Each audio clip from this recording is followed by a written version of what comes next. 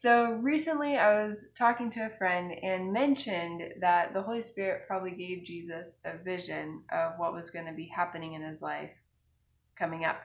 And that friend mentioned that that was an interesting concept. And so often we think that Jesus is omniscient because he's God. And we forget that when he was here with us on earth, that he actually put his divinity aside. He humbled himself and did not consider equality with God something to be grasped. And so he was actually living here as we are meant to live, and he was fully dependent on the Holy Spirit, on the Father. So Jesus says over and over again, I only do what I see the Father doing. I only say what I hear the Father saying. And so I actually discovered this when I was doing contemplations with passages. So how I define contemplations is imagining myself in the passage, in the different characters' shoes, to try to get a better sense of what they were feeling, what they were thinking, and walk with them in that. And so, what I have gained the most from is putting myself in Jesus's sandals.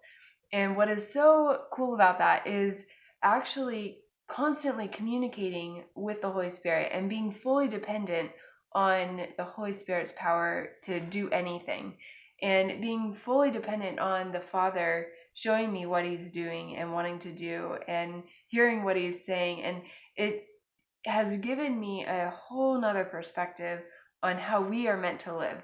Like, God actually wants us to live as Jesus did.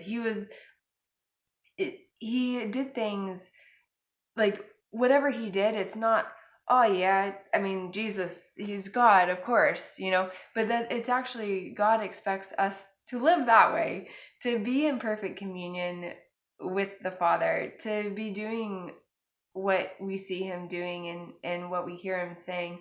And Jesus actually says when we are abiding in him, we cannot sin. And that's what Jesus was doing. Jesus was constantly abiding in the Father, in the Holy Spirit, and that is how he lived a sinless life. So that is just something that when I put myself in Jesus' shoes, I imagine not that he just knew everything because he was God, but actually he was dependent on the Holy Spirit to show him.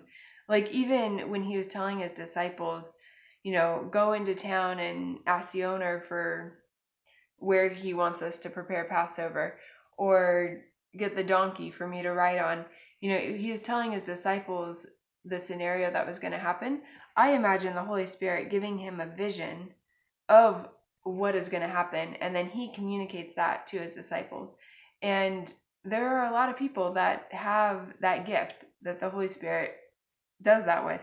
So that is something that we have access to, and I believe that that is how Jesus lived.